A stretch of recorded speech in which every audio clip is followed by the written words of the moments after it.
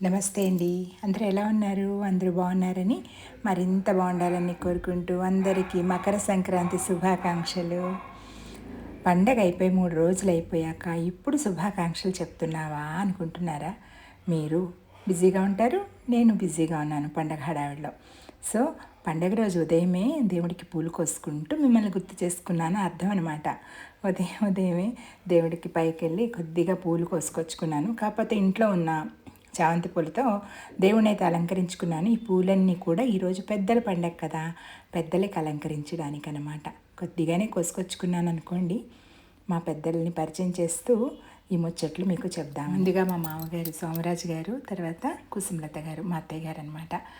తర్వాత ఇప్పుడు నేను తుడుస్తున్నది మా అమ్మమ్మ తాతయ్య, మరకాని సుబ్బారావు గారు, సీతారామ అంజనేయమ్మ, తర్వాత మా నాన్నగారు. మనం తిథులప్పుడు పెట్టుకుంటాం కదా బొట్లు పెట్టి అన్నీ. ఈయన మా వారి తాతయ్య గారు. ఈయన సెకండ్ వరల్డ్ వార్లో ఆయన తన సేవలను అందించారండి. ఈయన మైసూర్ మహారాజా ఫ్యామిలీకి సంబంధించిన ఆయన కెప్టెన్ బసవరాజర్స్.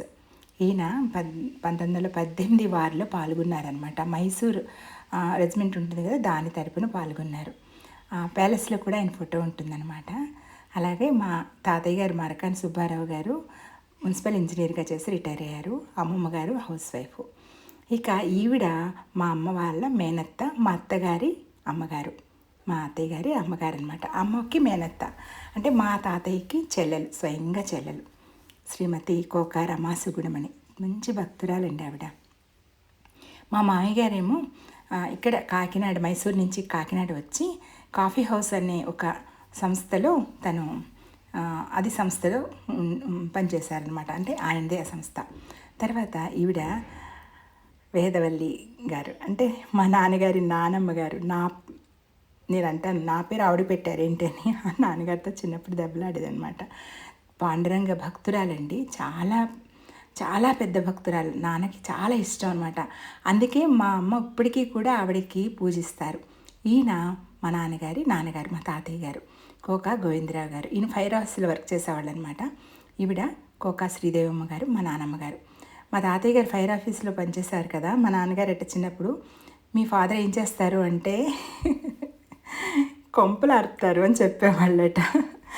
ఎంత నవ్వొచ్చేదంటే అలా అంటే ఒక కామెడీ దీంట్లో తీసుకోవడంలో అలా చెప్పేవాళ్ళు. కానీ ఆయన చాలా శ్రమజీవి అండి. చాలా మంచి పొజిషన్లో రిటైర్ అయ్యారు. అలాగే వీళ్ళ పెద్దలందరూ కూడా మాకు ఈ రోజు వరకు ఎన్నో విలువలు నేర్పుతూ మా కుటుంబాన్ని ముందుండి నడిపించడంలో, మా కుటుంబం అభివృద్ధిలో వాళ్ళ ఆశీర్వచనాలు చాలా ఎక్కువగా ఉన్నాయన్నమాట, మెండుగా ఉంటాయి. అలా ఉండబట్టే మేము ఇలా ఉన్నాము, అంతే కదండి. వాళ్ళు వెళ్ళిపోయారు అనుకుంటాం కానీ వాళ్ళు మన ఎప్పుడూ ఆశీర్వదించడానికి ఎప్పుడు సిద్ధంగా ఉంటారు. వాళ్ళని తలుచుకోవడం మన యొక్క కర్తవ్యం తప్ప మరొకటి లేదు. మా వారి అమ్మమ్మ గారిని కూడా పెట్టాను కదా. యాక్చువల్గా తల్లిదండ్రులని అత్తమామలనే పెట్టుకుంటారు, అటు కానీ ఇటు కానీ. కానీ మా అమ్మకి మా నాన్నగారికి వాళ్ళ నానమ్మ అంటే ఇష్టమని, ఆ దంపతులకి మా వారికి వాళ్ళ అమ్మమ్మ గారి ఇష్టమని నేను వాళ్ళ అమ్మమ్మ గారికి కూడా మేము సమర్పించుకుంటాం అనమాట. అలాగే మా వారి తాతయ్య గారిని కూడా మేము స్మరించుకోవడం మా ఇంటి ఆచారంగా ఇప్పటికీ వస్తున్న ఆనవాయితీ అనమాట. సరే, ముందుగానే వంట అయిపోగానే గారెలు పరవాణం చేసి పెట్టాను. తర్వాత పెద్దలకి బట్టలు పెట్టుకుంటాం కదా, ఆ బట్టలన్నీ అక్కడ పెట్టానన్నమాట.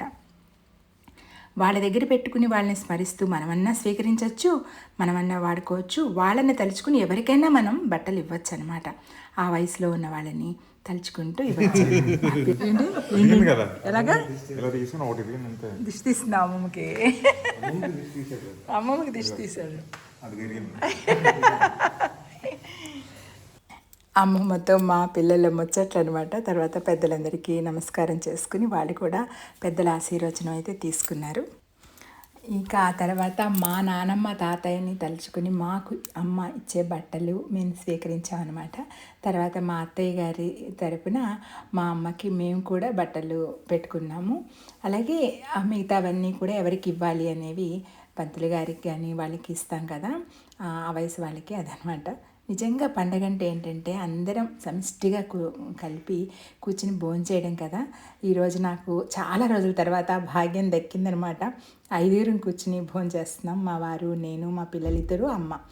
గారెలు, పరమాన్నం, ఇవాళ పప్పు, ముద్దపప్పు, ముక్కల పులుసు, అలా గారెలు, పరమాన్నం, ఏదైనా మన ఫ్రై అనమాట. ముద్దపప్పులోకి ఆవకాయ. యాక్చువల్గా మీకు చూపించాలని ముందే నేను తీద్దాం అనుకున్నాను, కానీ హడావిడిలో ఆ క్లిప్పింగ్ తీయడం కూడా మర్చిపోయాను నేను.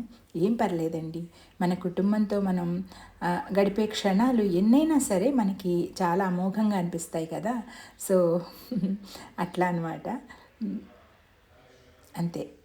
ఒక్కొక్కసారి మీకు నేను చూపించడానికి నేను క్లిప్పింగ్ తీయకపోయినా నేను కించిత్ బాధ అనిపిస్తుంది, కానీ అయ్యో తీయలేకపోయాను అని. కానీ ఆ మూమెంట్ తలుచుకుంటానమాట. అప్పుడు నేను చాలా ఎంజాయ్ చేస్తున్నాను కదా, నేను ఆ బాధ్యతలో పడిపోయాను కదా, నా వీధిలో నేను ఉన్నాను కదా అనే భావనతో నేను అంతగా దాన్ని పెద్దగా పట్టించుకోను అనమాట. సో నాకైతే నాకు అలాగే అనిపిస్తుంది. సరే, ఈరోజు మా భోజనం అయితే అందరం కలిసి కూర్చోవడమే పెద్ద పండగగా నాకు చాలా ఆనందాన్ని ఇచ్చింది. ఆ తర్వాత కింద బొమ్మల కొలువు దగ్గర దీపారాధన చేయాలి కదా, అది కూడా చేసుకున్నాను అనమాట. అంటే ఈవినింగ్ అనమాట, ఇది సాయంత్రం దీపారాధన చేసుకుని బొమ్మలకి హారతి ఇచ్చుకున్నాను. మనం బొమ్మల కొలువు పెట్టగానే సరికాదండి, అది పెట్టిన రోజు నుండి కదిపే రోజు వరకు మీరు ఎన్ని రోజులు పెట్టుకుంటారా, 3 రోజుల, 5 రోజుల, 9 రోజుల, 11 రోజుల, ఇలా ఉంటాయన్నమాట. అన్ని రోజులు రోజు దీపారాధన చేసుకుని బొమ్మలకి నైవేద్యం ఏదైనా పెట్టుకుని హారతి ఇచ్చుకోవాలన్నమాట. ఇలా బొమ్మలకి నేను హారతి ఇచ్చేసుకుని బయటకు వెళ్దామని అనమాట. ఇవాళ మా చెల్లెళ్ళు అందరూ ఎవరింట్లో వాళ్ళు పెద్దలకి నైవేద్యాలు పెట్టుకుంటూ ఉంటారు కదా, వాళ్ళ ఇండ్లలో వాళ్ళు ఉన్నారు. కానీ నేను ఈ సాయంత్రం వాళ్ళ దగ్గరికి వెళ్దామని సరదాగా వాళ్ళ దగ్గరికి వెళ్ళి వాళ్ళతో కొంచెం సేపు స్పెండ్ చేద్దామని. పొద్దున్న అందరం పనుల్లో, వంటల్లో, అన్నిట్లో బిజీగా ఉంటాం కదా. సో ఈవినింగ్ వాళ్ళ దగ్గరికి వెళ్ళాను అనమాట. ఇంకా ముందుగా మా అక్క వాళ్ళ ఇంటికి వెళ్ళాను. అక్కడ మా కజిన్స్ అందరం ఒక చోట కలుద్దాం అనుకున్నాం అనమాట. కానీ ఈరోజు ఎవరి ఇంట్లో వాళ్ళు పెట్టుకుంటారు కాబట్టి అందరూ కొంతమంది అక్క వాళ్ళ ఇంట్లో, ఇక చెల్లి వాళ్ళ ఇంట్లో చెల్లి వాళ్ళు ఉన్నారనమాట. సో నేను ముందుగా అక్క వాళ్ళ ఇంటికి ప్రయాణం అవుతున్నాను. ఎక్కడికి ఎక్కడికి ఇక్కడికంటే జరుపుకో, వదిన గారు చెప్తున్నాడు. అక్క నాకు మ్యాచింగ్ చెప్పక్క ఏంటంటున్నావు? నాలుగు సింబల్స్ కదా, సింబల్స్ అయితే మనం ఒక్కొక్క కార్డు తీస్తాం. ఒక్కొక్క కార్డు తీసి అదే సింబల్ అయితే ఆ గిన్నెలో ఆ బౌల్లో ఒక గింజ వేస్తాం. మళ్ళీ అంతే, ఇంకా అలాగే అలా 1 minute ఎన్ని వేయగలిగితే అన్నీ వేస్తాం. కలపలేదు మనం, అన్నీ అందరూ వేస్తున్నాం. ఓకే, అలా అయిపోయిన తర్వాత లాస్ట్ ఏంటంటే జలక్ అనమాట. జలక్క 4 కార్డులు తీసుకుంటాం. ఏ కార్డు వస్తే అది కొంటుందా, ఉల్టా చేస్తాం. 4 వచ్చాయి, 4 వచ్చి ఇక్కడ 4 ఇట్లవి కౌంట్ చేస్తాం. 4 కౌంట్ అవుతాయా? అంటే 2 ఒకటే వచ్చినా 3 ఒకటే వచ్చినా మనం లాస్ అవుతాం. ఇప్పుడు 4 వచ్చాయి కాబట్టి 4 ఇట్లా కౌంట్ చేస్తాం. కౌంట్ చేసి అలాగా నోట్ చేసుకుని లాస్ట్లో ఎవరికి హైయెస్ట్ స్కోర్ అయితే వాళ్ళు విన్నర్స్. ఈ కాయిన్ బదులు వీటి బదులు రూపాయలు పెట్టడం బాగుంటుంది. డౌట్ వచ్చింది, మళ్ళీ చేయాలంతే కాదు. వచ్చిందా ముందులో మధ్య మధ్యలో తినేస్తా డౌట్ వచ్చిందా?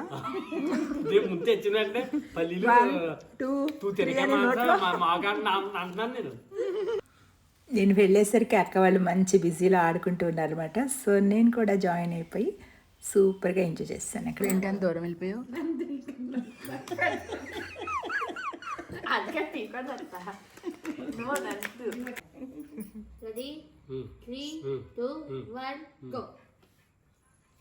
ఇందులోనే మీరు హెల్ప్ చేస్తాంలే.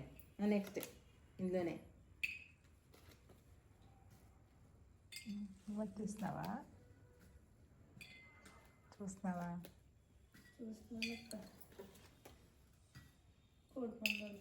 చికెన్ పకోడీ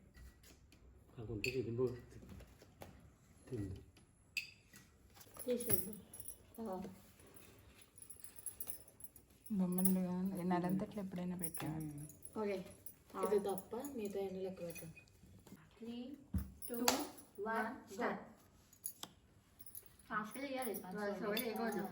టెన్షన్ పెట్టుకుంది అమ్మ, టెన్షన్ పెట్టుకుంది. కనలేదు అమ్మది.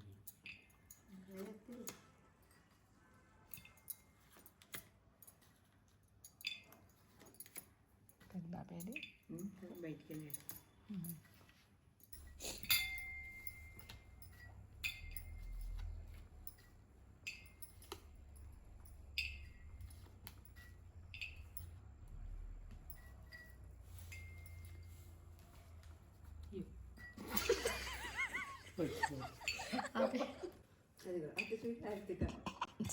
అది కిటికీ అబ్బో చూసావా సూపర్ అక్క. చిచ్చి చిచ్చి అయ్యో పడిపోతున్నాయి. అట్ల దొడ్డుకేమో ఉప్పు.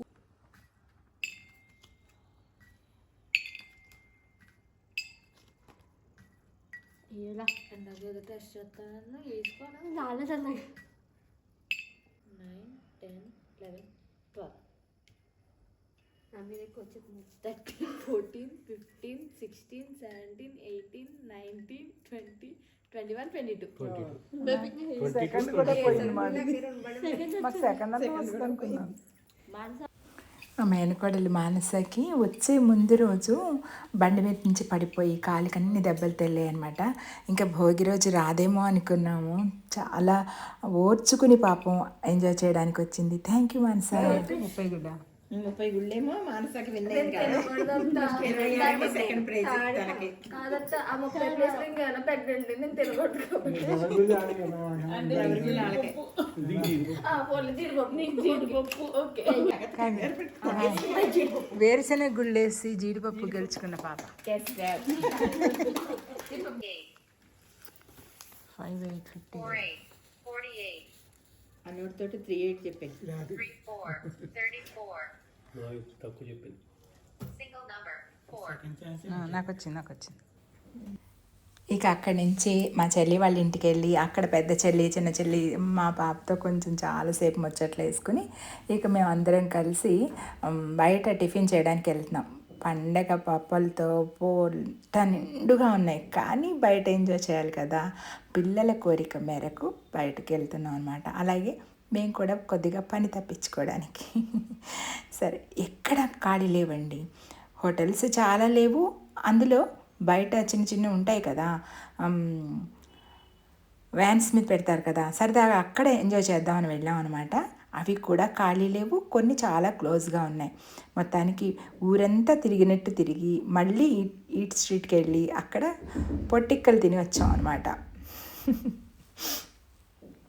ఇలా ఎత్తుక్కుంటూ వెళ్తుంటే పండగ హడావిడంతా అయిపోయి రోడ్లన్నీ ఖాళీగా కనపడుతున్నాయి. ఎందుకంటే ముందు బండి మీద మా మరిది గారు మా పెద్ద చెల్లెలు బయలుదేరారనమాట. కారులో మేము అందరం ఒక దాంట్లో వెళ్దాం అనుకున్నాం, కానీ అంత ధైర్యం చేయలేకపోయాము.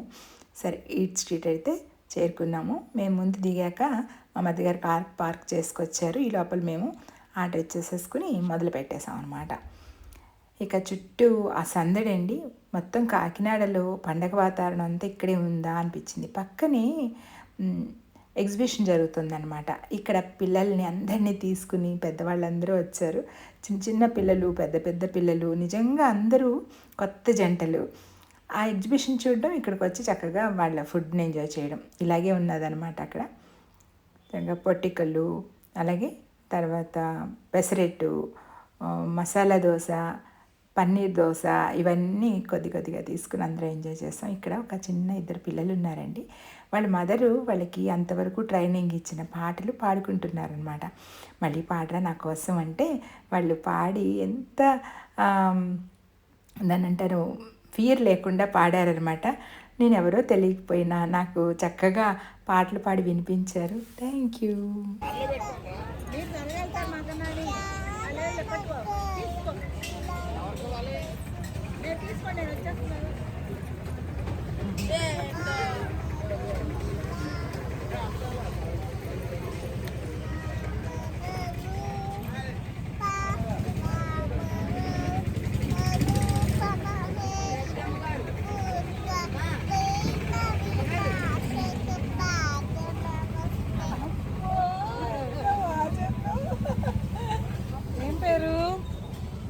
తల్లి నీ పేరేంటి? పేరు